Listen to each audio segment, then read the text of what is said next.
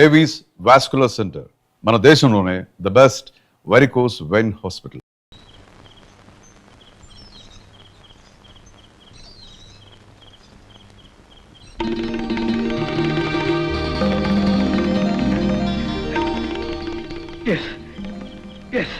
Sir sir sir అబ్బబ్బా ఏమిటా కేకలు? కేకలు కాదు సరు, ఆనందంతో నా మనసు ఉక్కిరి బిక్కిరైపోయి ముందు నువ్వు కూర్చో, చెప్తాను కూర్చో. ఏమిటో చెప్పండి. మనస్తత్వం మీద నేను 2 సంవత్సరాల నుంచి రాస్తున్న గ్రంథానికి ఏం పేరు పెట్టాలా అని వారం రోజుల నుంచి మదన పడుతున్నాను కదా. చివరికి వాళ్ళ అమృతం లాంటి పేరు స్ఫురించింది.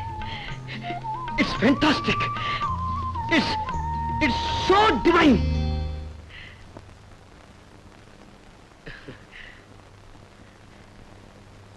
అదేమిటో అడగచ్చు కదా. అడగకపోయినా చెప్తారుగా, ఏమిటో చెప్పండి. దాని పేరు మానస సరోవరం. అసలు మానస సరోవరం అంటే ప్రతి మనిషి హృదయం ఒక నిర్మలమైన సరోవరం లాంటిది.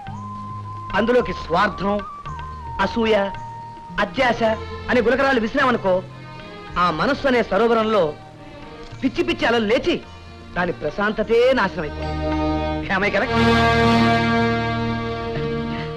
సరు సరు అలా కలత చెందిన సరోవరంలో మోసం, మాయ, మాత్సర్యం అనే పెద్ద బండరాలు వేసామనుకో, ఆ సరోవరంలో ఉన్న బురదంతా బయటకొచ్చి దాని అందాన్ని, ఆకారాన్ని నాశనం చేసి దాన్ని ఒక పెద్ద బురద గుంట కింద తయారు చేస్తుంది. అంటే మనిషిలోని దైవత్వం నశించి రాక్షసత్వం ఆరంభమవుతుంది అన్నమాట. ఏం సరు, నేను చెప్పేది వేళాకోళంగా ఉందా? వేళాకోళం చేయడం లేదు. మీరు ఆ పుస్తకం రాసినందుకు ఎన్ని వేలు వస్తాయి? సరు సరు, డబ్బుకి మనసుకి చాలా దూరం సరు. కానీ డబ్బుకి మనిషికి చాలా దగ్గర సంబంధం. డబ్బు లేకపోతే జీవితమే లేదు. నువ్వు నీ మానస సరోవరాన్ని డబ్బు అనే పెద్ద బండతో అల్లకలోలం చేసుకుంటున్నావు. మీరు అంతే. డబ్బు వద్దంటూ మీ నెత్తిన బండ వేసుకోవడమే గాక నా నెత్తిన బండ వేస్తున్నారు. హలో, ఉన్నారండి, లక్ష్మీపతి గారు. ఆయన అలో అంటే చాలు పోలోమంటూ ఏడుస్తాడు, గుండె నొప్పని. అసలు ఆయనకి ఏ నొప్పి లేదు. ఇదిగో నిన్న రాసిచ్చిన మందులే కంటిన్యూ చేయమని చెప్పేసి అదేదో మీరే చెప్పుకోండి. నమస్కారం నమస్కారం. మీకు వచ్చింది గుండె నొప్పి కాదండి, మనస్సు అనేది సరోవరం లాంటిది. హలో హలో, ఫోన్ పెట్టేశాడు. అతను నాలాగా మీ పెళ్ళం కాదు, మీ ప్రకృతి పాఠాలు వినటానికి. అది కాదు సరు. అయినా డబ్బున్న ఓ పేషెంట్ మందులు కావాలని అడిగితే ఆయనకు కావాల్సిన మందులు ఆయనకిచ్చి మనకు రావాల్సిన డబ్బులు మనం తెచ్చుకోవాలే గాని బాబా గారు లాగా బోధనలు చేస్తారేమిటండి? Non sense. అది కాదు సరు, ఆ లక్ష్మీపతి ఓ ఫూల్. లక్షలు సంపాదించిన లక్ష్మీపతి ఎందుకు అవుతాడండి ఫూల్? అలాంటి డబ్బున్న పేషెంట్ ని చేతులారా పోగొట్టుకుంటున్న చేతగానే డాక్టర్ గా మీరే ఫూల్. ముందు అది అర్థం చేసుకోండి, ఇంకేం చెప్పకండి. Good night.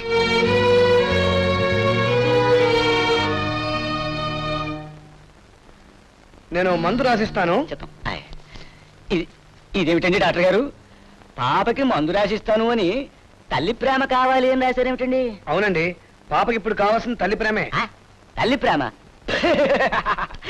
భలేవారండి డాక్టర్ గారు.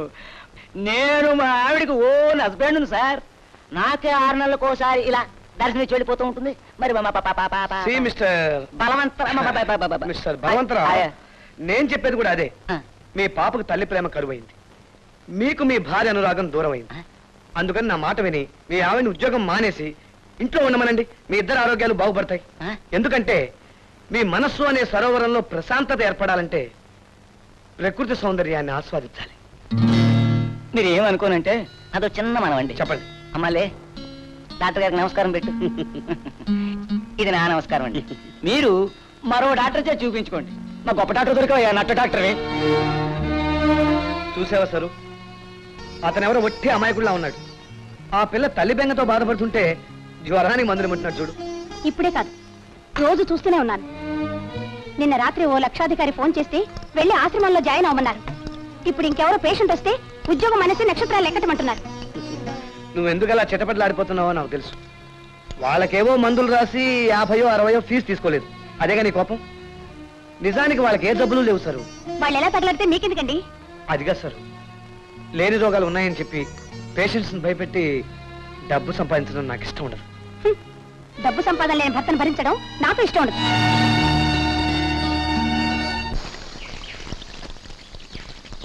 Good morning sir. ఎవరు?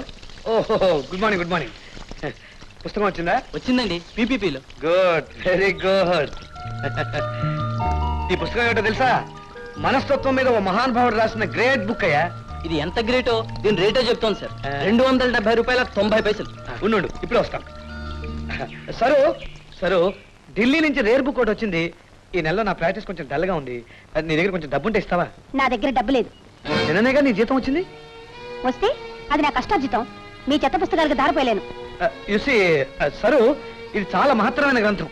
ఇది చదివితే ఎంత విజ్ఞానం వస్తుందో తెలుసా? ఓహో, కొత్తగా వచ్చిన విజ్ఞానాన్ని నమ్మి నాకు తులం బంగారం కొనగలరా? సంపాదన చేతగాని మీకు ఆ పుస్తకాలు అన్నం పెడతాయా? అయితే ఇవ్వవా? ఇవ్వను. మీరేం నవ్వక్కర్లేదు. ఇవన్నీ నా కష్టార్జితం. పగల కొట్టుకుంటాను, విసిరేసుకుంటాను. ఇక నుంచి ఇలాంటి చెత్త పుస్తకాలు కొన్నారంటే ఊరుకోను. సరు, నా అదృష్టం కొద్దీ మా నాన్న ఇల్లు ఇచ్చాడు కాబట్టి సరిపోయింది. లేకపోతే మిమ్మల్ని కట్టుకున్నందుకు ఆ తోటలో గుడి చేసుకుని బ్రతకాల్సి వచ్చేది.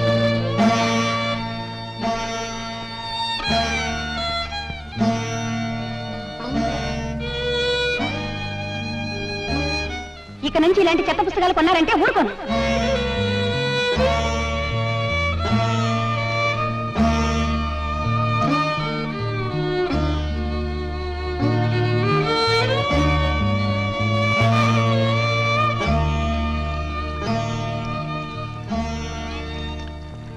సారీ.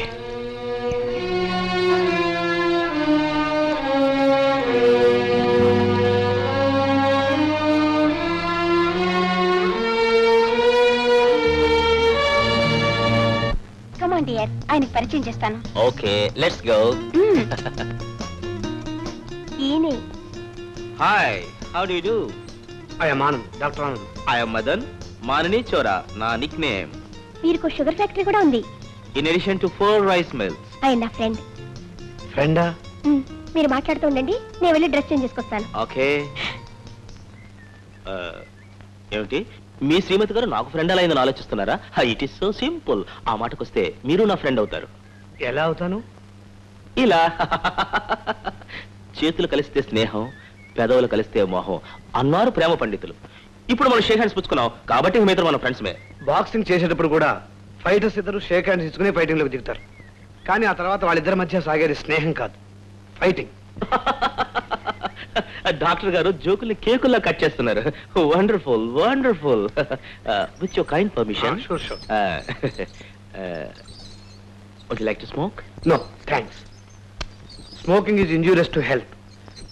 దయచేసి మీరు స్మోకింగ్ మానేయండి. హెల్త్ కోసం హ్యాబిట్ ని మానుకోవడమా? Never never. అలా కొట్టిపారేయకండి. సిగరెట్ తాగటం ఆరోగ్యానికి హానికరం అని మీరు కాల్చే సిగరెట్ ప్యాకెట్ మీద రాస్తున్నారు కదా. కానీ అలా రాసిన వాళ్లే మీ ఉత్సాహానికి ఆనందానికి మా కంపెనీ సిగరెట్లు తాగండి అని పెద్ద పెద్ద బోర్డులు పెట్టి ప్రచారం చేస్తున్నారు. మరి నన్ను ఇప్పుడు ఏది ఫాలో అవ్వమంటారు? లుక్ మిస్టర్ మదన్, దేవాలయాల మీద దేవుడి బొమ్మలు ఉంటాయి, బూతు బొమ్మలు ఉంటాయి. ఆ రెండిట్లో మీరు దేన్ని ఆరాధిస్తారు? Tell me. Look mister Madan, జీవితాన్ని మీరు చూసే పద్ధతి వేరు, నేను చూసే పద్ధతి వేరు. హ్యూమన్ సైకాలజీ స్టడీ చేసే వాళ్ళకి మీరు ఒక గొప్ప interesting subject, you know. Is it?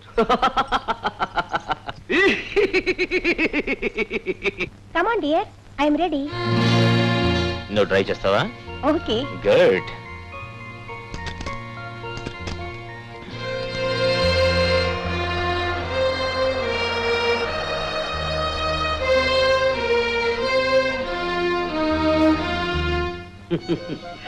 Ananda, చూసావా? మమతానురాగాలు వదులుకుని కార్లు కాగితాలు వెంటబడింది నీ భార్య. సరోజకు కావాల్సింది నీలాంటి మనసున్న మొగుడు కాదురా, రిజర్వ్ బ్యాంకుని జేబులో ప్రిజర్వ్ చేసుకున్న మదన్ లాంటి రాకుమారుడు. I pity you my boy, I PT.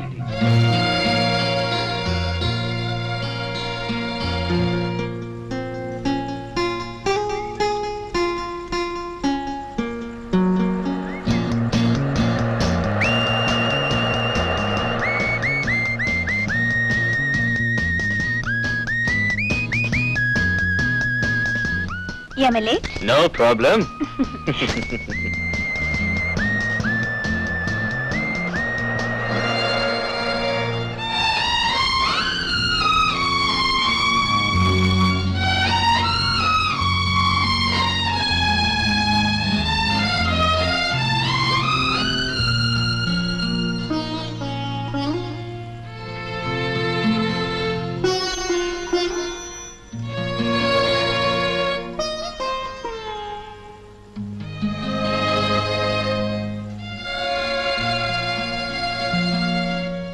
Ananda, సరోజకు కావాల్సింది నీ ఆశయాలు ఆదర్శాలు కావురా, కార్లు షికార్లు. ఈ పాత మోడల్ హెరాల్డ్ కార్ ఆమెకు అక్కర్లేదు, కొత్త మోడల్ ఫియట్ కార్ కావాలి. అది కూడా అర్థం చేసుకోలేని అమాయకుడిరా నువ్వు, అమాయకుడివి.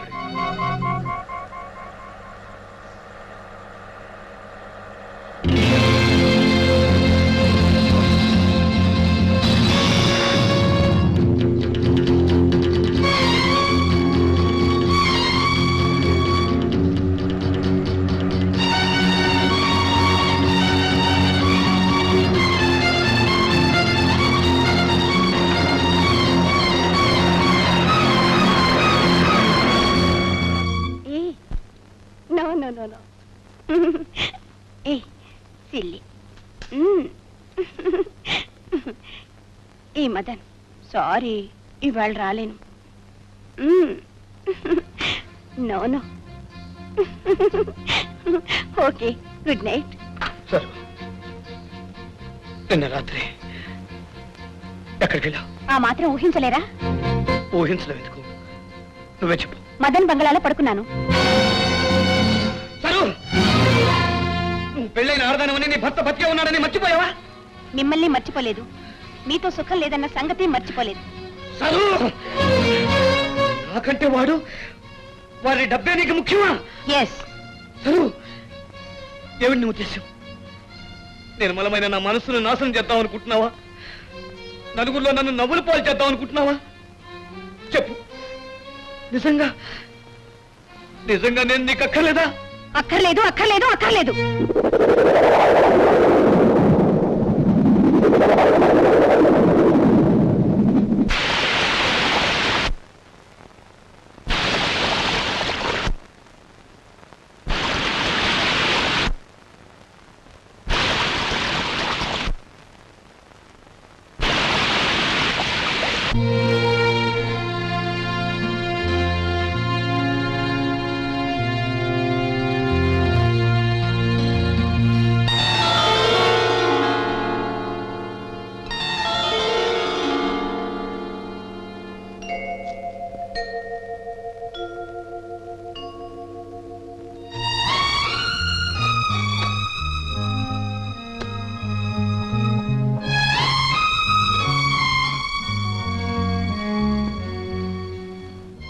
సరోజా, పాత హెరాల్డ్ కారు వెళ్ళిపోతోంది, నీ కొత్త ఫియట్ కారు రప్పించుకోవచ్చు.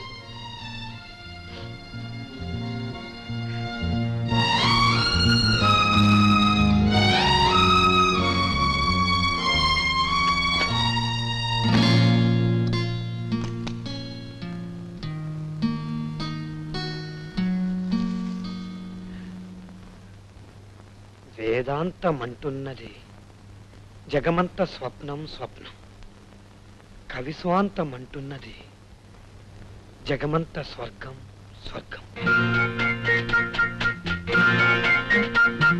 వేదాంతమంటున్నది జగమంత స్వప్నం.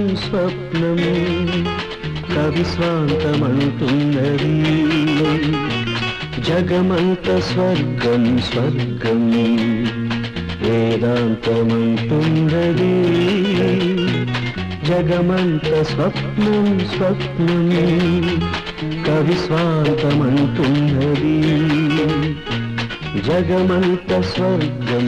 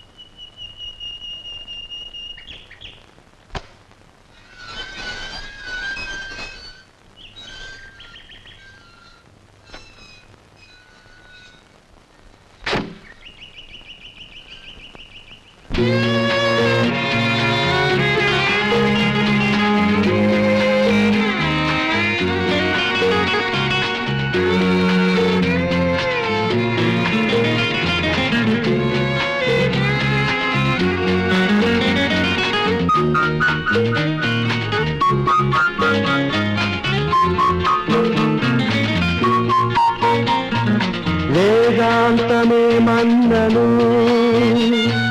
నిలబడితే అది చెట్టు చెట్టు ఏ కావ్యములు ఏమన్నా పడిపోతే అది కట్టె కట్టే బ్రతుకులో సత్యమింతే అది అంతే ఇది ఇంతే అది అంతే ఇది ఇంతే వేదాంతమంటున్నది జగమంత స్వప్నం స్వప్నం కవి స్వాంతమంటున్నది జగమంత స్వర్గం స్వర్గం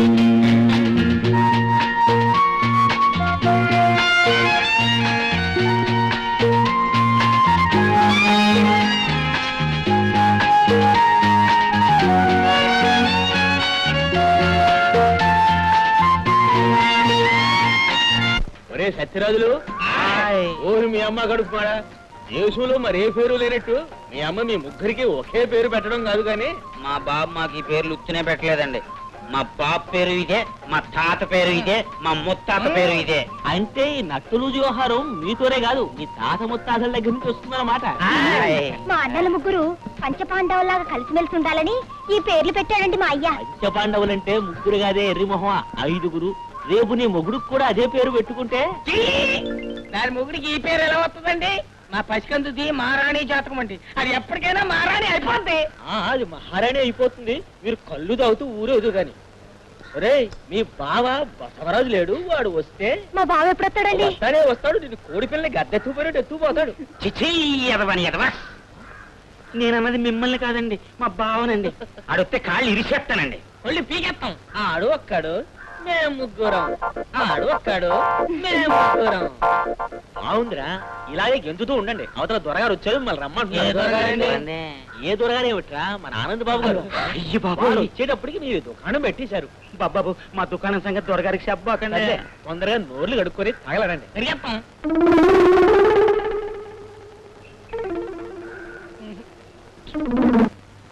దొరగారు దొరగారు సత్యరాజులు ఎందుకురా క్షమించడం? లేవండి లేవండి, ముందు మీరు క్షమించానంటే గాని మీ పాదాలు ఒకేమండి. ముందు లేవండి రా, లేవండి. లేవరా లే. మీరేం తప్పు చేశారా? మరేం లేదు దొరా, పనిచేసే ప్రతి ఓడు కల్లో గింజో తాగాలని మా అయ్యి చెప్పి ఓడండి. అందుకని మేము పొద్దున్న పూట కళ్ళు తాగి మధ్యాహ్నం పూట గంజి తాగుతున్నామండి. ఈ రోజు తాము వస్తున్నారని తెలియక కళ్ళు తాగేసినాం దొరా. అంటే మీరు ఇప్పుడు కళ్ళు దాకా వచ్చారన్నమాట. సరే ఇవాళ క్షమిస్తున్నాను. రేపటి నుంచి మందు తాగారంటే మిమ్మల్ని ఉద్యోగాలను తీసేస్తాం. జాగ్రత్త. దండాలు దొరా. ఇది మీ లచ్చితల్లి కదరా? కాదండి, ఇది మా పసికందండి. ఇంతలో ఎంత ఎదిగిపోయింది? ఈసారి ఎన్నాళ్ళుంటారు దొరగారు? జీవితాంతం ఇక్కడే ఉంటానికి వచ్చాను. అమ్మగారు ఎప్పుడు వస్తారండి? అమ్మగారు లేదు, ఇక రారు. వెళ్ళండి వెళ్ళండి, వెళ్ళి మీ పని చూసుకోండి. వెళ్ళండి. అమ్మగారు లేరు, ఇంక రారు. అమ్మగారు లేరు, ఇక రారు. అమ్మగారు లేరు, ఇక రారు. నాకు బ్రహ్మాండమైన ఐడియా వచ్చింది. మన పసికందుని తీసుకెళ్లి దొరగారికి ఇచ్చి పెళ్లి చేస్తే దొరగారు భార్య లేరు, ఇంక రారు. లక్ష్మిచ్చి పెళ్లి చేసేస్తే మనం దొరగారి బామ్మొద్దులే. నా అసలు ఐడియా అది కాదు. దీన్నిచ్చి పెళ్లి చేసేస్తే బతికినంత కాలం మనం దొరగారి కాళ్ళ దగ్గరే పడి ఉండొచ్చు.